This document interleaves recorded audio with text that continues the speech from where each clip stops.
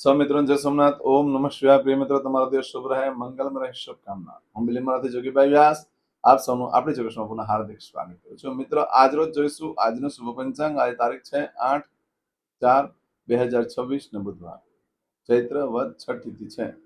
આજે જે બાળકનો જન્મ થાય છે એની તિથિ ગણાય છે છઠ તિથિ. આજે સાંજે 7:02 પૂર્ણ થઈ જાય છે અને ત્યાર પછી જે બાળકનો જન્મ થાય એની સાતમ તિથિ ગણાશે. આજે જે બાળકનો જન્મ થાય છે નક્ષત્ર ગણાય છે જ્યેષ્ઠા. જ્યેષ્ઠા નક્ષત્ર આજે સવારે મળસ્કે 5:54 પૂર્ણ થઈ જાય છે. આ જ્યેષ્ઠા નક્ષત્રમાં જયારે બાળકનો જન્મ હોય તેની ચોક્કસ પ્રમાણ પૂજા વિધિ કરી લો, કારણ કે પોતાનો પણ નાશ કરે, એનાથી મોટા વ્યક્તિનો પણ નાશ કરનાર બનતા હોય છે. એમાં મુખ જોવામાં કોઈ દોષ નથી, બાળકનું મુખ માતા પિતા જોઈ શકે છે. પરંતુ આજે સવારે 5:54 પછી જે બાળકનો જન્મ થાય એનું નક્ષત્ર ગણાય છે મૂળ. આ મૂળ નક્ષત્ર આજે સવારે 5:54 શરૂ થાય છે અને 9 તારીખ એટલે કે આવતીકાલે સવારે 8:49 પૂર્ણ થાય છે. હવે આ સમયગાળા દરમિયાન જે બાળકનો જન્મ થાય એનું એના માતા પિતા મુખ ન જોવું જોઈએ. માતા પિતાના માટે ઘણું ભારે હોય છે મૂળ નક્ષત્ર. એ લોકોને બહુ જ નુકસાન કરતા બનતું હોય છે. એટલે 11 દિવસ સુધી પ્રત્યક્ષ મુખ પિતાએ ન જોવું. ઘણા લોકો વિડીયો પર વોટ્સએપ પર કોલિંગ કરીને જોતા હોય છે, યોગ્ય નથી. 11 દિવસમાં બહુ ફેર નહીં પડે, પણ બાકી આખી જિંદગી બહુ મોટો ફરક પડી જશે જો મુખ નહીં જોવો તો. અને મુખ જોશો તો ઘણી તકલીફ પડી જશે. એટલે બને ત્યાં સુધી 11મા દિવસે કાંસાની વાડકીમાં ઘી લઈ એમાં મુખ જોઈ પછી જ પ્રત્યક્ષ પિતાએ મુખ જોવું જોઈએ, તો વધારે શ્રેષ્ઠ રહેશે. આ મૂળ નક્ષત્રમાં બાળક જન્મે છે એ બહુ જ હોશિયાર હોય છે. એ પોતાને બહુ જ ટોપ પર લઈ જતા હોય છે, પણ પરિવાર માટે નુકસાન કરતા હોય છે. એટલા માટે આનું વિધિ ચોક્કસ કરી લેવી. આજે જે બાળકનો જન્મ થાય છે ને યોગ ગણાય છે વરિયાન. વરિયાન યોગ આજે સાંજે 5:10 પૂર્ણ થઈ જાય ત્યાર પછી જે બાળકનો જન્મ થાય એનો ફરીથી યોગ ગણાશે. આજે જે બાળકનો જન્મ થાય છે એનું કરણ ગણાય છે વણિજ. વણિજ કરણ આજે સાંજે 7:02 પૂર્ણ થઈ જાય ત્યાર પછી જે બાળકનો જન્મ થાય એનું વિષ્ટિકરણ ગણાશે. આજે જે બાળકનો જન્મ થાય છે એની રાશિ ગણાય છે વૃશ્ચિક. વૃશ્ચિક રાશિની દક્ષરા છે નહીં. વૃશ્ચિક રાશિનો સ્વામી મંગળ ગણાય છે. પરંતુ મિત્રો, આ વૃશ્ચિક રાશિ આજે બદલાય છે, ધ્યાન આપો. આ વૃશ્ચિક રાશિ આજે સવારે 5:54 પૂર્ણ થઈ જાય છે. એટલે આજે સવારે 5:54 પછી જે બાળકનો જન્મ થાય એની રાશિ ધન ગણાશે. ધન રાશિની દક્ષરા છે ભ. ધન રાશિનો સ્વામી ગુરુ ગણાય છે. આજે મળસ્કે 5:54 આ ધન રાશિ શરૂ થાય અને 10 તારીખે સાંજે 6:04 પૂર્ણ થાય છે. એટલે ત્યાં સુધી જે બાળકોને જન્મ થશે બધાની રાશિ ધન ગણાશે. આ રાશિ તિથિ વાર નક્ષત્ર કરણનું બહુ જ મહત્વ છે મિત્રો. એમાં જેનો જન્મ હોય તેની ચોક્કસ પ્રમાણે પૂજા વિધિ કરી લેવી જોઈએ, જેથી કરીને તમારું જીવન સરળ બની જાય. આજે જે કે મારા સબસ્ક્રાઇબ મિત્ર ઘર પરિવારમાંથી કોઈ પણ સદસ્યની વર્ષગાંઠ છે, મેરેજ એનિવર્સરી છે, એ બધાને મારી ઘણી ઘણી શુભકામના. તમારા જીવનમાં ખૂબ પ્રગતિને થાય. ભગવાન શંકર તમારી બધી મનોકામના પૂર્ણ કરે. હું સોમનાથ દાદાને પ્રાર્થના કરું છું. આજના સવારમાં ઉઠી શુકન કરી લો, આખું વર્ષ તમારું સુંદરથી વ્યતીત થશે. આજે જે કોઈ મારા સબસ્ક્રાઇબ મિત્ર મારા ઘર પરિવારમાંથી કોઈ પણ સદસ્યની વર્ષગાંઠ છે, મેરેજ એનિવર્સરી છે, બધાને મારી ઘણી ઘણી શુભકામના. તમારા જીવનમાં ખૂબ પ્રગતિને થાય. ભગવાન શંકર તમારી બધી મનોકામના પૂર્ણ કરે. આજે કોઈ પણ કાર્ય કરવા તમે જઈ રહ્યા હોય, કોઈ ઇન્ટરવ્યુ આપવા જઈ રહ્યા છો, કોઈ પરીક્ષા આપવા જઈ રહ્યું છે, કોઈ જાન લઈને જઈ રહ્યું છે, કોઈ વિદેશમાં જઈ રહ્યું છે, કોઈનો ઓપરેશન હોય, કોઈની ડિલિવરી, કોઈની સગાઈ, કોઈની છઠ્ઠીની પૂજા, આવું કોઈ પણ કાર્યનો આરંભ કરવા જઈ રહ્યા હોય તો આજનું શુકન કરીને જજો, જેથી કરીને સારી સફળતા પ્રાપ્ત કરી શકો. આજના દિવસે પાવૈયા જે હોય છે એને દાન કરવાનું બહુ જ મહત્વ હોય છે. આજના દિવસે ગાયને ખાટા મીઠા ફળ ખવડાવવાનું પણ બહુ જ મહત્વ હોય છે, જેનાથી બુધ અને રાહુ પ્રસન્ન થાય છે. આજના દિવસે તમે કોઈ પણ કાર્ય કરવા માટે નીકળો છો તો ઘરેથી વડીલ વૃદ્ધ વ્યક્તિને વંદન કરો, પિતૃના ફોટાને પગે લાગો, દેવસ્થાનમાં ભગવાનને વંદન કરીને નીકળો. ભગવાનને કહેવાનું કે મારા કાર્યમાં મારી સાથે રહેજો, સારી સફળતા મળી શકે છે. આજના દિવસે તમે કોઈ પણ કાર્ય કરવા માટે નીકળો છો તો કયો સમય શુભ છે? આજે પૂજા કરવા માટે, છઠ્ઠીની પૂજા વગેરે કરવા માટે કયો સમય શુભ ગણાશે? કોઈ કાર્યનો આરંભ કરવા માટે કયો સમય શુભ ગણાશે? આપણે જોઈ લઈએ. ત્યારે સવારે 6 થી 9 વાગ્યા સુધીનો સમય શુભ રહેશે. સવારે 10:30 થી બપોરે 12 વાગ્યા સુધીનો સમય શુભ રહેશે. અને બપોરે 3 થી સાંજે 6 વાગ્યા સુધીનો સમય શુભ રહેશે. અને સાંજે 7:30 થી રાત્રે 12 વાગ્યા સુધીનો સમય શુભ રહેશે. અને આવતીકાલે મળસ્કે 3 થી સવારે 4:30 વાગ્યા સુધીનો સમય શુભ રહેશે. આ સમયગાળા દરમિયાન તમે કોઈ પણ કાર્ય કરો છો તો સારી સફળતા પ્રાપ્ત થઈ શકે છે. પરંતુ મિત્રો, આજના દિવસે જો તમારી કોઈ વસ્તુ ચોરાઈ જાય છે કે ખોવાઈ જાય છે, આજે સવારે 5:54 થી આવતીકાલે સવારે 8:49 સુધીમાં જો તમારી કોઈ વસ્તુ ચોરાઈ ગઈ કે ખોવાઈ ગઈ તો 7 દિવસમાં 9 દિવસમાં મળવાની શક્યતા છે, બાકી શક્યતા ઓછી છે. આ સમયગાળા દરમિયાન તમે કોઈ પણ કાર્ય કરી શકો છો. વેચાણ, વેપાર, ધંધો, વ્યવસાય બધું કરી શકો છો. આ દિવસે ખરીદી કરેલી વસ્તુમાં ઘણું સુખ પ્રાપ્ત થતું હોય છે અને લાંબો સમય સુધી સુખ પ્રાપ્ત થાય છે. વેચાણમાં પણ લાંબો સમય સુધી સુખ પ્રાપ્ત થઈ શકે. કોઈ કાર્યનો આરંભ કરો છો, નવો ધંધો વેપાર ચાલુ કરો, યાત્રા પ્રવાસ ચાલુ કરો તો લાંબો સમય સુધીનો સુખ પ્રાપ્ત રહે છે. આજના દિવસે મંગલસૂત્રની ખરીદી કરવા માટે શ્રેષ્ઠ દિવસ છે. આજે કોઈના લગ્નમાં જીવનમાં કુંડલીમાં બહુ જ પ્રોબ્લેમો બતાવતા હોય, મારે ઘડી છૂટાછેડા સુધીની વાત પહોંચી જતી હોય અને લગ્ન કરવાના બાકી હોય, વગર લગ્ન પણ બે સાથે ન રહી શકતા હોય, એન્ગેજમેન્ટ કર્યા પછી પણ તકલીફો આવ્યા જ કરતી હોય, એ લોકો આ દિવસે જો લગ્ન કરે છે તો અદ્ભુત લગ્ન જીવનનો સુખ પ્રાપ્ત થાય છે. છૂટાછેડાનો દોષ નીકળી જતો હોય છે. આજના દિવસે નવા વસ્ત્ર ધારણ કરવાથી તમારામાં ધાર્મિકતા, આધ્યાત્મિકતા આવે છે, પણ ઘણી પ્રગતિ થાય છે. પણ તમારા કપડાં કામવાળીને જ આપી દેવાના રહેતા હોય છે. કપડાં જાય તો વાંધો નહીં, પણ આધ્યાત્મિકતા લાવવા માટે આજે નવા વસ્ત્ર ધારણ કરવા બહુ યોગ્ય છે દરેક જણ માટે.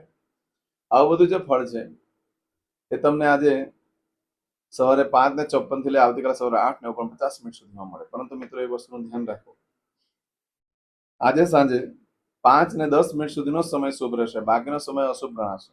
એટલે કોઈ પણ કાર્ય તમે કરવા માંગતો હોય તો સાંજે 5:10 સુધીમાં કરી લો. આજે કરશો આજનો સંકલ્પ, ચમચીમાં પાણી લઈ લો. અદ્યતન માસના માસોત્તમ બ્રહ્મ પવિત્ર ચૈત્ર માસે શુભે કૃષ્ણ પક્ષે ષષ્ઠમ્યાયામ સૌમ્યવા સંવિત્તાયામ સંકલ્પ પૂર્ણ થાય એટલે મને કોમેન્ટ્સમાં જય સોમનાથ વગેરે લખીને મોકલાવજો. માતાજીને, ભગવાન સોમનાથ દાદાને પણ પ્રાર્થના કરીશ તમારું કાર્ય સિદ્ધ થાય, અને લાઈક પણ મોકલાવીશ. હવે દરેક જણા પોતાનું સાચું નામ બોલી દો. તમારું ગોત્ર ખબર હોય તો ગોત્ર બોલી દેવાનું. પછી બોલવાનું છે અહમ, મમ, આત્મન, શ્રુતિ, સ્મૃતિ, પુરાણોક્ત, પુણ્ય, ફલ, પ્રાપ્તિ, અર્થમ, અપ્રાપ્ત, લક્ષ્મી, પ્રાપ્તિ, અર્થમ, પ્રાપ્ત, લક્ષ્મી, ચિરકાલ, સૌ, રક્ષણાત્મક, લોકેવા, સભાયામ, રાજદ્વારે, વ્યાપારે, વિદ્યા અભ્યાસે, દેશે, વિદેશે, સર્વત્ર, યશ, કીર્તિ, વિજય, લાભાદિ, પ્રાપ્તિ, અર્થમ, મમ, અખિલ, કુટુંબસ્ય, આયુ, આરોગ્ય, ऐश्वर्यादि, प्राप्ति, अर्थम, मम, जन्म, समय, तथा च विप्र, वृंदानां, जन्म, समय, जन्म, कुंडली, मध्ये, स्थित, ग्रहः, गोचर, ग्रहः, महादशा, अंतर्दशा, प्रत्यंतर्दशा, तथा च योग, युति, दृष्टि, मध्ये, शुभ फल, प्राप्ति, अर्थम, भय, रोग, शत्रु, बाधा, दोष, मारण, तारण, मंत्र, तंत्र, अरिष्ट, दोष, पीड़ा, निवृत्ति, अर्थम, भूत, प्रेत, पिशाचादि द्वारा रचित अरिष्ट, दोष, निवृत्ति, अर्थम, मम, सकल, मनवांछित फल. હવે તમારા મનમાં જે કઈ ઈચ્છા હોય તે બોલી જવાનું.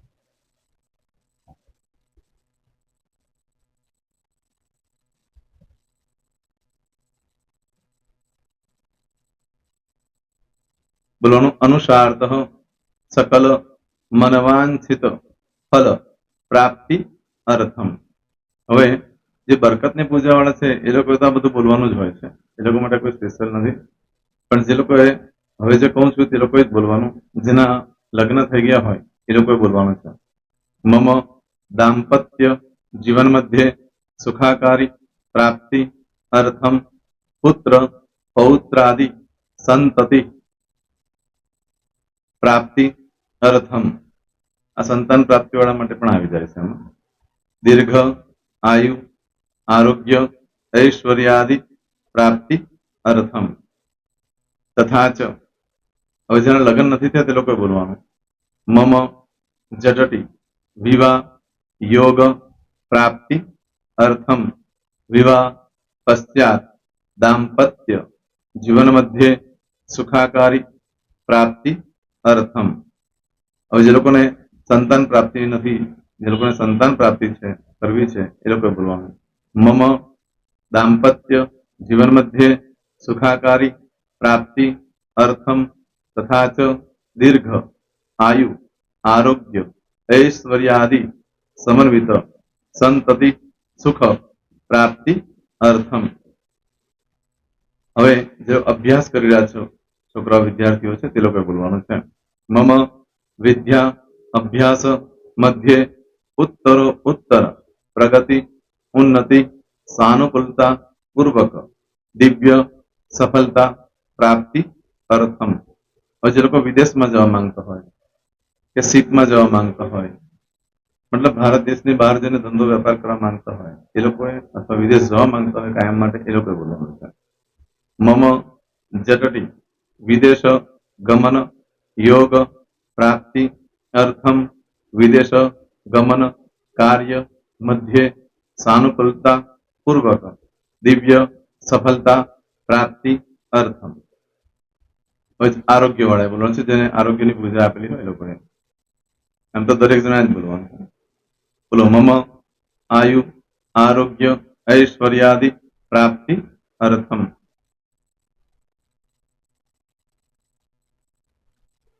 હવે દરેક જણા બોલવાનું સકલ મનવાંછિત ફલ પ્રાપ્તિ અર્થમ અદ્ય દિને પ્રધાન દેવતાનામ નિત્ય દિન અનુસાર્ધ પૂજન અર્ચન કર્મણિ અહમ કરીશ્યે. પાણીવાળી થાળીમાં પાણી મૂકી દેવાનું છે. હવે તમારી બધી પૂજા જે મેં આપેલી છે એ પૂજા થઈ જાય, અથવા તો તમે રોજ પૂજા કરતા છો મારી પાસેથી નથી લઈ ગયા, એ પૂજા થઈ જાય પછી ફરી પાછી ચમચીમાં પાણી લેવાનું. અહીંયા વિડીયોને સ્ટોપ કરી દેવાનું. પૂજા પતે એટલે પાછું આગળનું કરવાનું છે. અહીંયા વિડીયો સ્ટોપ કરી દેવાનું અને પૂજા પતે એટલે બોલવાનું છે વિષ્ણવે વિષ્ણવે વિષ્ણવે નમો નમઃ વિષ્ણુ સ્મરણા સર્વમ પરિપૂર્ણ અસ્તુ. એતાની ગંધ પુષ્પ ધૂપ દીપ નૈવેદ્ય તાંબૂલ પ્રદક્ષિણા સહિત પ્રણુ મમ સકલ મનવાંછિત ફલ પ્રાપ્તિ અર્થમ પૂજન અર્ચન પ્રિયતાન નમમ. પાણી મૂકી દેવાનું, પાછું પાણી લેવાનું. પૂજન અર્ચન બ્રહ્માર્પણમસ્તુ. નીચે જમીન પર પાણી મૂકો, એમાં આંગળી ઘસી કપાળમાં તિલક કરી દો. કપાળમાં જમીન પર પાણી મૂક્યું છે એમાં. ત્યાર પછી ભગવાનને કહેવાનું કે હે પ્રભુ, આજે પૂજા કરતા કઈ પણ પ્રકારની ભૂલચૂક થઈ ગઈ હોય તો અમને ક્ષમા કરજો. અમે તમારા બાળક છીએ પ્રભુ, તમારો ખૂબ આભાર માનું છું. આજે મારી પાસે તમારી પૂજા કરાવી, મારી મનોકામના પૂર્ણ કરી. પ્રાર્થના કરી દો. જગ્યા પરથી ઉભા થઈ શ્રીનારાયણ ભગવાનને પાણી ચડાવી દો અને નિત્ય કર્મ જે કરતા હોય તે કરો. જય સ્વામિનારાયણ.